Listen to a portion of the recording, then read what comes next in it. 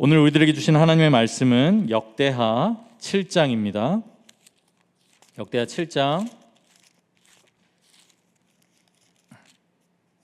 11절부터 22절까지의 말씀을 함께 교독하겠습니다. 역대하 7장 11절부터 22절까지의 말씀 함께 교독하겠습니다. 솔로몬이 여호와의 전과 왕궁 건축을 마치고 솔로몬의 심중에 여호와의 전과 자기의 궁궐에 그가 이루고자 한 것을 다 형통하게 이루니라.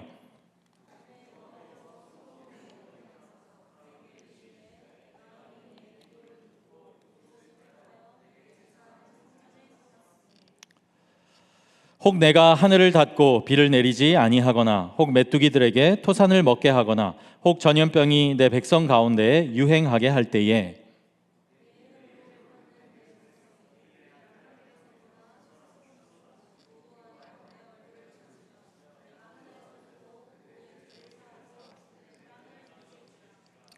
이제 이곳에서 하는 기도에 내가 눈을 들고 귀를 기울이리니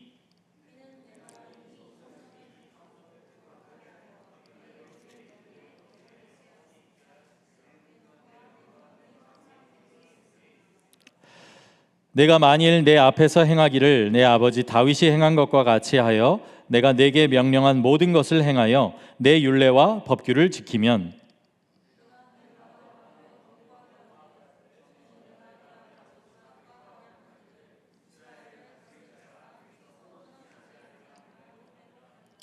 그러나 너희가 만일 돌아서서 내가 너희 앞에 둔 내 율례와 명령을 버리고 가서 다른 신들을 섬겨 그들을 경배하면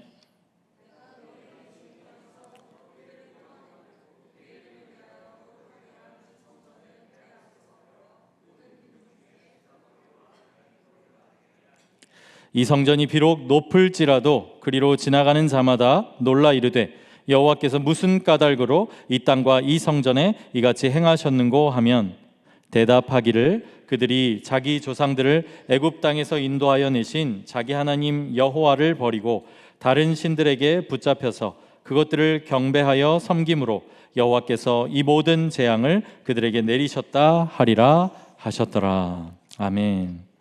네, 오늘 내 이름으로 일컫는 내 백성 이런 제목으로 하나님의 말씀을 전합니다.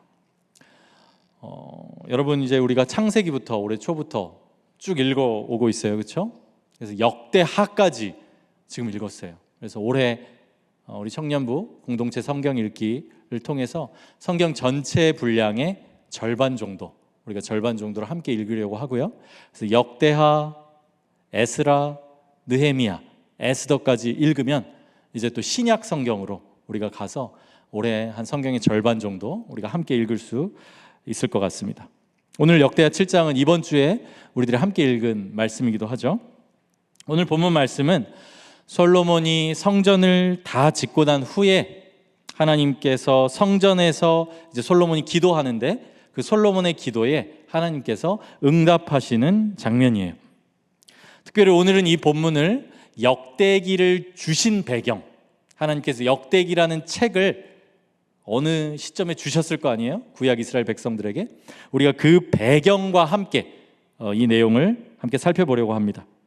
그래서 오늘 본문을 통해서 전해드리고 싶은 메시지의 요지는 이렇습니다. 하나님의 백성들이 무너진 이후에도 다시 시작할 수 있는 이유는 하나님께서 여전히 그들을 향하여 내 이름으로 일컫는 내 백성이라고 부르시기 때문이다. 성도의 회개는 이 하나님을 기억하며 그분께로 돌아가는 것이다. 이게 오늘 설교 요지예요. 하나님의 백성들이 무너진 이후에도 다시 일어설 수 있고 다시 시작할 수 있는 이유가 우리에게 그 이유가 있지 않고 여전히 우리들을 향해서 내 이름으로 일컫는 내 백성이다. 이렇게 말씀하시는 하나님, 이렇게 우리를 부르시는 하나님께 그 이유가 있다는 거예요. 그리고 회개라는 것은 그 하나님께, 그 하나님을 기억하며 그 하나님의 사랑을 향해서 돌이키는 것이 우리의 회개라는 것입니다.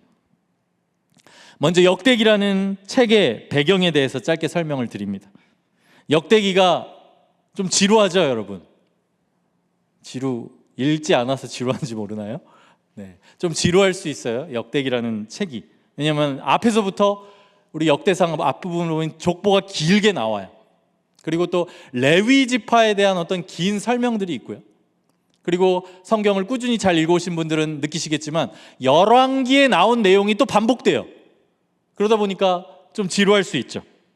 하지만 이 역대기를 하나님께서 언제 어떤 상황에 있는 구약의 이스라엘 백성들에게 주셨는가, 우리가 이것에 주목할 때 이 역대기의 메시지가 우리한테 되살아납니다. 역대기는 대략 주전 한 400년경, 적어도 주전 460년 이후, 주전이라고 하는 건 before Christ예요. BC죠. 우리가 서기, 기원 반대되는 기원 전, 예수님 오시기 전 400년 정도 전에, 그리고 적어도 주전 한 460년 이후에 이렇게 기록된 것으로 역대기는 알려져 있어요. 이때는 언제냐? 남유다가 바벨론 포로기에서 해방된 이후에요. 해방되고 나서 어느 정도의 시점이 지난 다음입니다. 남유다가 주전 538년 정도에 귀환해요. 다시 이제 예루살렘으로 돌아옵니다. 포로에서.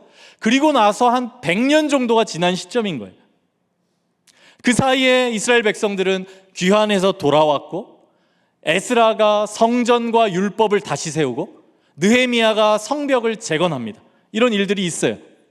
그 이후에 역대기를 주신 거예요. 그렇다면 이때 이스라엘 백성들은 어떤 영적인 상태에 있었는가? 이 당시에 이스라엘 백성들은 아주 낙심해 있었어요.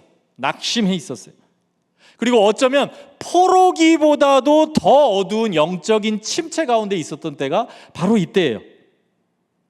그도 그럴 것이, 사실 바벨론 포로기 때는 그래도 해방이라는, 다시 세울 수 있을 거야. 내가 해방만 되면, 우리가 다시 성전을 지으면 뭔가 새로운 일이 일어나겠지. 어떤 이런 기대와 소망이 있었단 말이에요.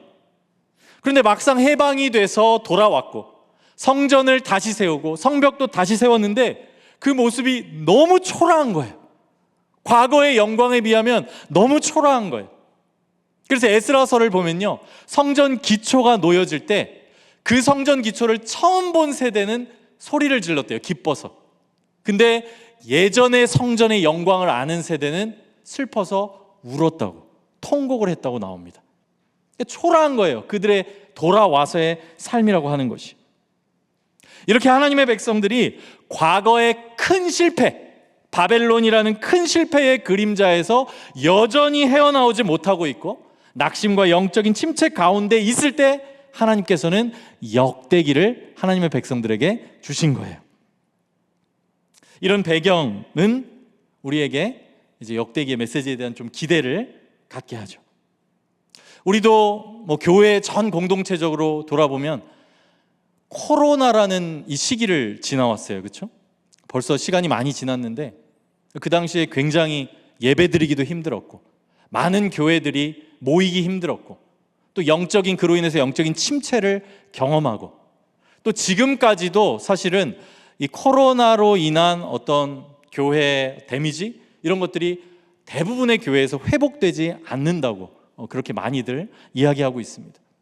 교회 전 공동체적으로 그러한 일뿐만 아니라 우리 개인적으로도 크고 작은 실패, 어려움들을 우리의 삶 가운데 겪죠. 그리고 그걸 통해서 낙심을 경험합니다. 때로 어떤 한 번의 우리 삶에 있는 실패, 낙심이 오랫동안 우리 삶의 발목을 붙잡고 영향을 미치는 것 같기도 해요. 바로 이러한 때에 하나님께서 역대기를 이스라엘 백성들에게 주신 거예요. 이제 오늘 본문의 내용을 이제 살펴보겠습니다. 먼저 하나님께서는 이 말씀을 주심으로 하나님의 백성들이 자신의 과거를 돌아보게 하고 그 과거와 현재를 말씀을 통해 해석하게 하세요. 하나님께서 해석해 주세요. 말씀을 통해서. 그들이 왜 지금의 결과에 이르게 되었는지 그 이유를 하나님의 말씀을 통해서 알려주시는 거예요. 본문 19절, 20절인데요. 이 말씀은 물론 솔로몬에게 주신 말씀이지만 역대기를 처음 받은 이스라엘 백성들에게는 이미 이루어진 일에 대한 하나님의 해석이에요. 이미 그 일이 이루어졌어요. 그리고 역대기를 지금 봤는데 하나님께서 이렇게 말씀하시는 것을 발견하는 거예요. 우리 19절, 20절 우리 한번 함께 읽겠습니다. 시작. 그러나 너희가 만일 돌아서서 내가 너희 앞에 둔 내 율례와 명령을 버리고 가서 다른 신들을 섬겨 그들을 경배하면 내가 너희에게 준 땅에서 그 뿌리를 뽑아내고 내 이름을 위하여 거룩하게 한 이 성전을 내 앞에서 버려 모든 민족 중에 속담거리와 이야깃거리가 되게 하리니. 하나님께서 이렇게 말씀하세요. 근데 지금 하나님께서 여기 이제 이런 일이 일어나게 될 것이다라고 말씀하신 그 일이 지금 이스라엘 백성들 입장에서는 과거에 자신들에게 진짜 일어난 거예요. 그게 바벨론 포로기예요. 성전이 파괴된 일이에요. 그리고 이들은 아직도 그 어둠의 그림자에서 다 벗어나질 못하고 있어요. 그런 그들에게 하나님께서는 지금 말씀을 통해서 해석해 주시는 거예요. 너희들이 왜 지금 여기에 있는지 너희들의 과거를 돌아봐라. 내가 너희에게 주었던 분명한 말씀, 분명한 약속이 있다. 그걸 기억하고 지금까지의 과정을 돌아보라고 하나님께서는 말씀하시는 거예요. 전도서에서도 이렇게 말씀하시는데요. 형통한 날에는 기뻐하고 곤고한 날에는 되돌아보아라. 이렇게 말씀하세요. 하나님께서는 우리에게 말씀을 통해서 되돌아보며 우리의 삶을 되돌아보며 하나님의 말씀에 비추어서 왜 내가 여기에 있는지를 해석해 주신다는 거예요. 하나님께서는 우리의 삶과 인생을 하나님의 말씀을 통해서 해석해 주시는 분이에요. 물론 여기서 한 가지, 성경은 우리의 모든 이 땅에서의 고난이나 힘든 일, 어려운 일들이 어떤 특정한 죄에 대한 하나님의 직접적인 심판이라고 성경은 그렇게 말씀하거나 가르치지 않습니다. 이 땅에는 우리들이 다 이유를 알 수 없는 어떤 고난과 어려움, 어두움들이 있어요. 그러나 어떠한 경우라도 하나님의 말씀은 우리들에게 발생한 일들의 의미를 깨닫게 하신다는 거예요. 의미를. 이게 중요해요. 하나님의 말씀을 통해서 하나님께서는 우리들에게 발생한 일들의 의미를 깨닫게 하세요. 그 일들의 의미를 부여해 주세요. 우리의 삶을 해석해 주시는 거예요. 나아가 이렇게 우리의 삶이 해석된다는 것, 이것이 우리의 삶의 또한 소망이에요. 여러분 그런 경험 있지 않으십니까? 상황은 어렵고 상황은 힘들어요. 그런데 하나님께서 말씀을 통해 아니면 어떤 사건을 통해 성령님의 감동하게 하시는 그런 일들을 통해서 나에게 분명하게 메시지를 주시는 거예요. 그 일이 왜 일어났고 또 그 일에 담긴 의미가 무엇인지를 하나님께서 말씀해 주시는 거예요. 그럴 때 우리는 상황과 환경이 어려워도 낙심하지 않게 돼요. 낙심하지 않게 돼요. 그렇게 하나님의 해석과 메시지를 받는 것 자체가 나에게 힘이 돼요. 그게 소망이에요. 왜냐하면 그것은 하나님께서 지금 나와 실제로 동행하고 계시고 하나님께서 어떤 목적을 가지고 내 인생을, 지금 내 뜻대로 뭔가 되어지진 않고 있지만 내 인생을 함께 하고 계시며 어떤 목적을 가지고 인도하고 계시다는 것을 알려주시고 나에게 믿게 하시는 그런 일이기 때문에 소망이 되는 거예요. 그래서 우리 삶에는 이 하나님의 해석이 있어야 돼요. 여러분 이 하나님의 해석을 구하시며 사시기 바랍니다. 이 해석을 위해서 하나님의 말씀을 읽고 묵상하시기 바라요. 말씀을 그냥 읽는 거로는 부족해요. 숙제하듯이 오늘 1장 읽은 거 그걸로는 부족해요. 말씀을 읽고 묵상하고 그 의미가 내 마음 가운데 깨달아지고 새로워지고 그것이 오늘 나에게 말씀하시는 하나님의 말씀과 음성이 될 때 오늘 나에게 주시는 그 일상들 가운데 하나님께서는 의미를 깨닫게 하시고 나의 어떤 삶의 어려움 가운데서도 하나님께서는 그 의미를 깨닫게 하시고 그것을 해석해 주신다는 것이에요. 그럴 때 우리는 낙심하지 않고 소망 잃지 않고 살아가게 됩니다.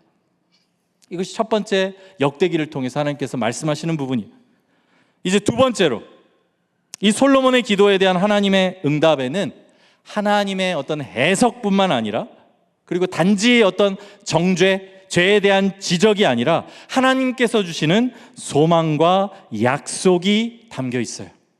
그냥 하나님께서는 이래서 그런 거야 라고 끝내시는 게 아니라, 너 이걸 잘못해서 이렇게 된 거야, 그렇게만 하시는 분이 아니라 이 소망과 약속을 통해서 우리를 하나님께로 돌아오게 하신다는 거예요.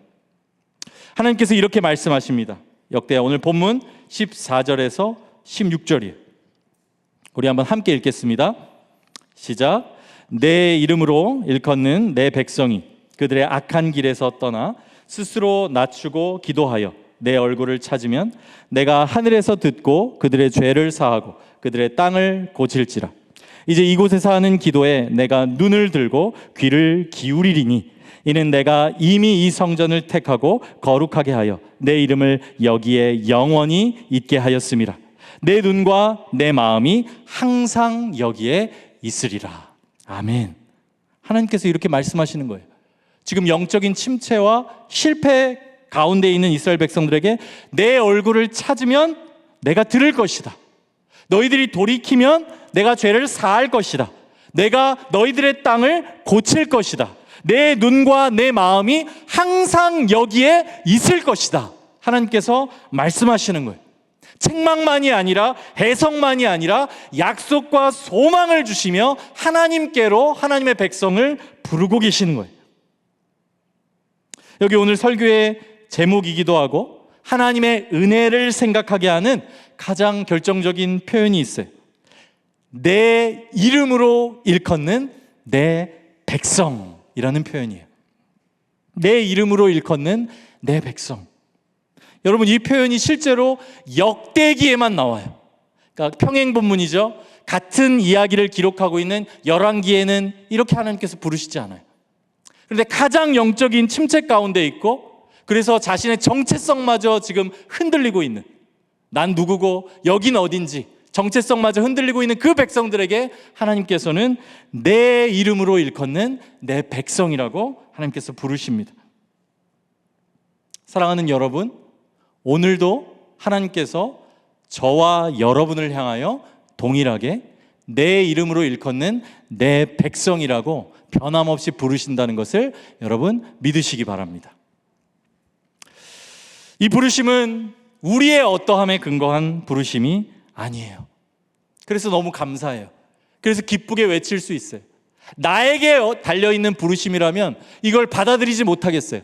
그러나 하나님께서 우리를 그렇게 부르신다는 거예요. 하나님의 사랑의 근거에서, 하나님의 변하지 않는 언약의 근거에서 하나님께서 우리를 내 백성이라고 부르신다는 것이, 하나님의 그 사랑은 신실한 사랑이고 실패하지 않는 사랑이고 식지 않는 사랑이고 포기하지 않는 사랑이에요.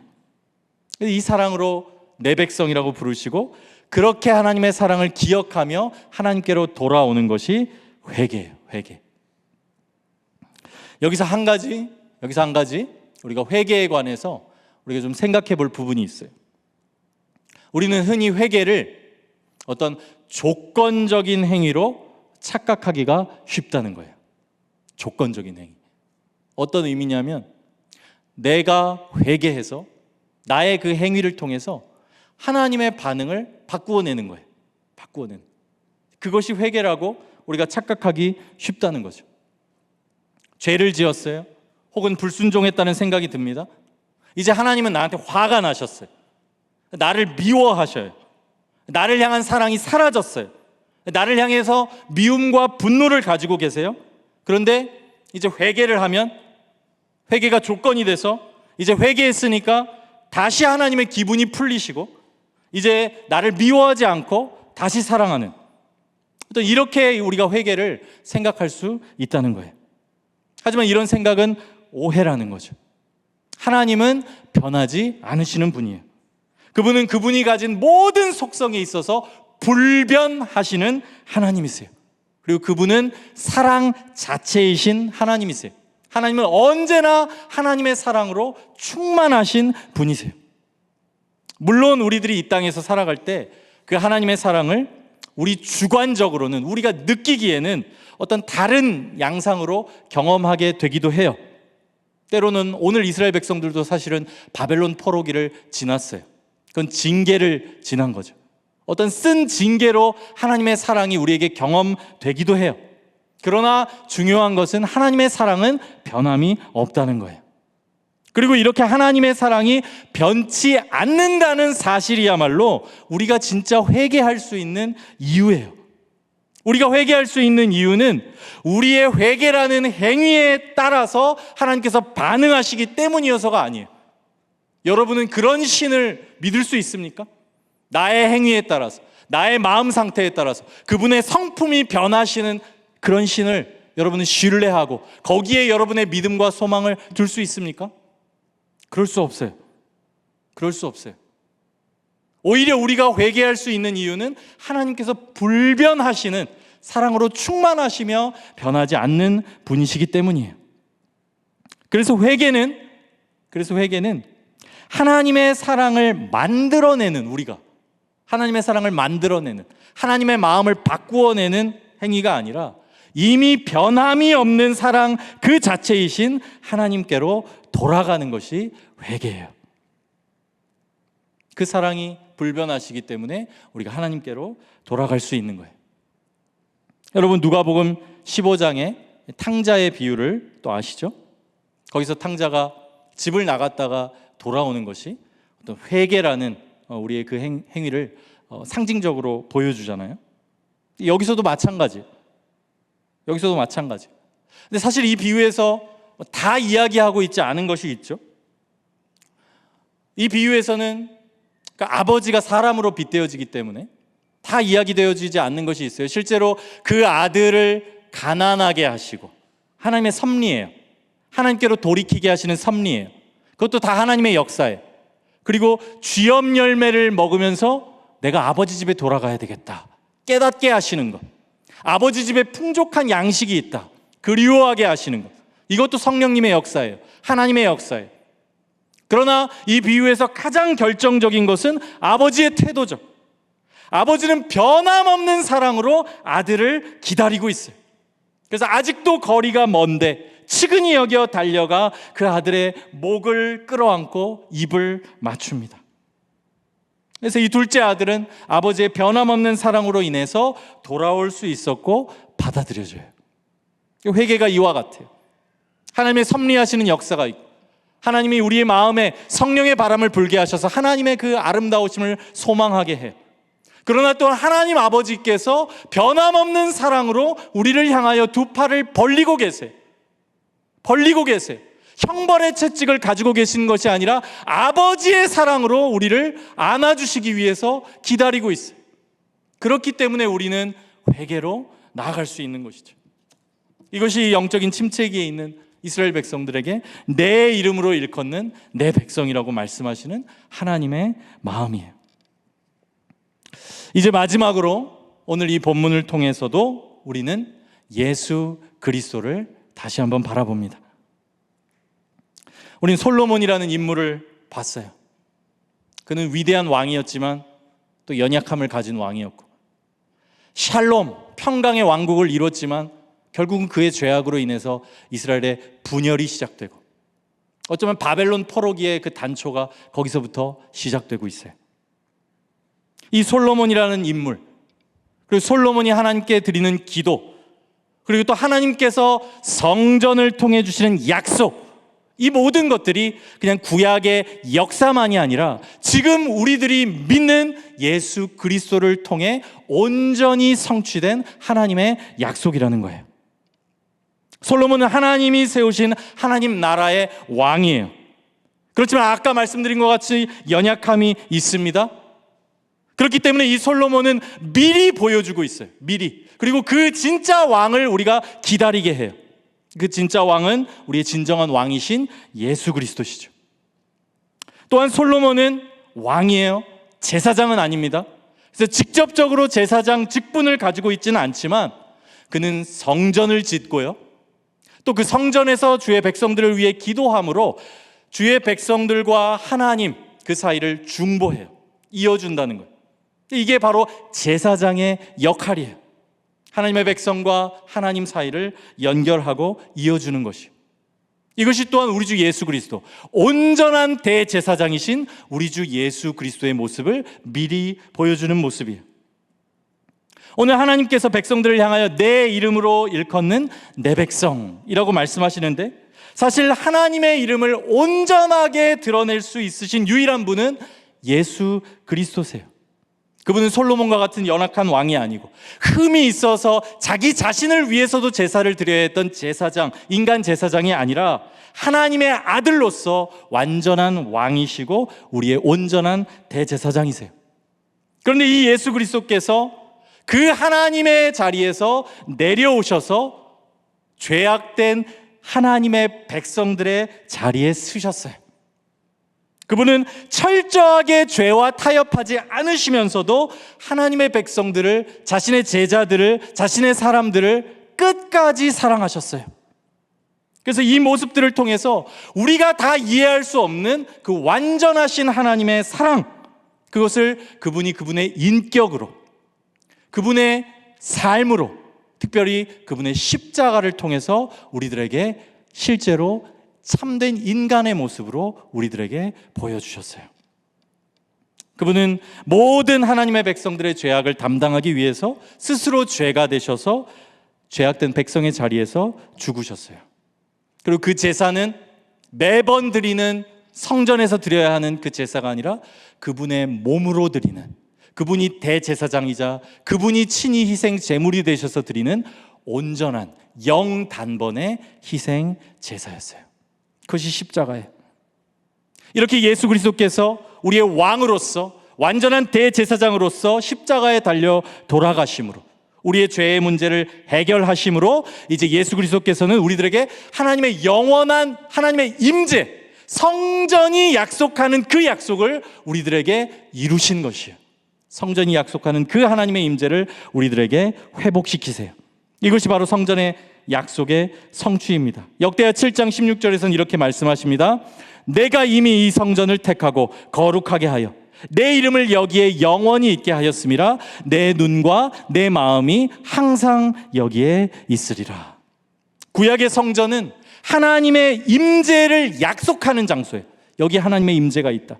그런데 바로 그 약속을 예수님께서 십자가를 통해서 우리의 죄의 문제를 해결하시고 성전 되신 그분의 육체를 허심으로, 그리고 그렇게 부활 승천하셔서 성령님을 우리들에게 보내어 주심으로 그 하나님의 임재의 약속을 예수 그리스도께서 성취하십니다. 그리고 예수 그리스도께서는 지금 살아계셔서 우리를 위해서 하나님 보좌 우편에서 중보, 우리를 위해서 기도하고 계세요. 그래서 임마누엘, 예수 그리스도의 다른 이름이야. God is with us. 하나님이 우리와 함께 하신다. 그게 성전이에요. 그것이 하나님의 임재예요. 그것을 예수 그리스도께서 성취하셨어요. 그래서 우리는 그 예수님을 의지하여, 예수님을 통하여 하나님의 임재로 언제든 믿음으로 나아갈 수 있게 되었어요. 히브리서 기자는 이렇게 말씀합니다. 히브리서 10장 19절에서 22절 우리 함께 읽겠습니다. 시작. 그러므로 형제들아, 우리가 예수의 피를 힘입어 성소에 들어갈 담력을 얻었나니 그 길은 우리를 위하여 휘장 가운데로 열어놓으신 새로운 살 길이요, 휘장은 곧 그의 육체니라. 또 하나님의 집 다스리는 큰 제사장이 계심에 우리가 마음의 뿌림을 받아 악한 양심으로부터 벗어나고 몸은 맑은 물로 씻음을 받았으니 참 마음과 온전한 믿음으로 하나님께 나아가자. 우리가 이 말씀을 받을 수 있고 예수 그리스도를 통하여 하나님께 언제라도 나아갈 수 있게 되었다는 것이에요. 그렇게 예수님께서는 우리들의 길, 진리, 생명이 되십니다. 사랑하는 여러분, 우리는 지금도 이 약속 안에서, 그리스도 안에서 하나님께로 나아갈 수 있어요. 하나님은 사랑이시며 예수 그리스도께서는 그 하나님께로 나아가는 길이 되십니다. 그리고 그 모든 길이 지금 열려 있어요. 구약시대 성전과 솔로몬을 통해 주셨던 약속이 크고 놀랍다면 솔로몬보다 더 크시니, 솔로몬이 실제로 가리키고 있는 분, 그리고 그 성전의 약속의 실체 되시는 분이 우리에게 주신 은혜는 얼마나 크겠습니까? 우리는 구약의 역사 속에서 역사적인 교훈을 얻는 것이 아니라 우리에게 더 큰 은혜가 있다는 것을 믿음으로 예수님을 의지해서 하나님께로 나아갈 수 있습니다. 이제 말씀을 맺습니다. 오늘 하나님께서 여러분들을 어떻게 부르고 계시다고 생각하시나요? 또는 과거의 그 실패, 그것에 어떤 발목이 잡혀 있는, 아직 벗어나지 못하고 있는 어떤 그런 상황 가운데 있을 수도 있습니다. 그러나 하나님께서는 우리를 그런 우리의 상황과 환경과 부족함과 죄악과 연약함으로 바라보지 않으시고 내 이름으로 일컫는 내 백성이라고 하나님께서는 부르십니다. 동일한 부르심으로 주전 400년경에 가장 깊은 영적인 침체 가운데 있던 남유다 백성들을 향해서도 그렇게 부르세요. 이것이 우리를 향하신 하나님의 부르심이에요. 그리고 회개는 하나님의 사랑을 우리가 만들어내는 것이 회개가 아닙니다. 무한하신 하나님의 사랑, 그 사랑이 내 마음 가운데 성령님의 역사로 다시 한번 깨달아지며 그 무한하신 사랑으로 다시 돌아가는 것이, 하나님께로 다시 돌아가는 것이 회개예요. 하나님의 백성들이 무너진 이후에도 다시 시작할 수 있는 이유는 하나님께서 여전히 그들을 향해서 내 이름으로 일컫는 내 백성이라고 부르시기 때문이에요. 회개는 그 하나님을 기억하며 하나님께로 돌아가는 것입니다. 그래서 이 역대기는 재건의 이야기를 담고 있어요. 무너진 상태에서, 영적인 침체기에서 다시 짓고 다시 일어서는 거예요. 오늘 제가 주보에도 짧은 이제 글을 주보 3면에 썼는데요. 우리 지금 청년부 국내 단기 선교를 준비하고 있어요. 거기 담임하시는 원앙중앙교회 김수진 목사님, 제가 뭐 인격적으로 알거나 이전에 알았던 분은 아니에요. 이번 선교를 준비하면서 우리 교회에서 돕고 있는 협력교회이고 선교를 준비하면서 알게 됐어요. 근데 몇 가지 이제 목사님께서 이전에 인터뷰하셨던 내용들, 이런 내용들을 제가 찾아보면서 참 원앙 그 중앙교회 그 이야기를 제가 이제 알게 됐어요. 그래서 그 글에도 썼지만 목사님이 한 2015년 정도에 거기 부임하셨다고 해요. 40대 초반에, 지금 제 나이 정도일 것 같아요. 거기 이제 부임을 하신 거예요. 그렇게 해서 열심히 사역을 하셨다고 합니다. 그래서 아이들에게 축구도 가르치고, 그래서 한때는 그 원앙초등학교 30명 초등학교 전교생 중에 20명이 그 교회에 출석을 했다고 해요. 그런데 이제 목사님께서 이제 교회 이렇게 보수를 하시다가 또 이 전기 톱에 손을 다치시는 일도 겪게 되시고요. 그리고 2019년에는 우리들이 다 경험했던 코로나가 오면서 주일 학교가 다 닫게 되었다고 해요. 그리고 또 거기서 끝이 아니라 2022년에는 태풍이 와요. 태풍 흰남노가 와서 그 당시에 원앙중앙교회 그 지붕이 다 뜯겨져 나갔다고 해요.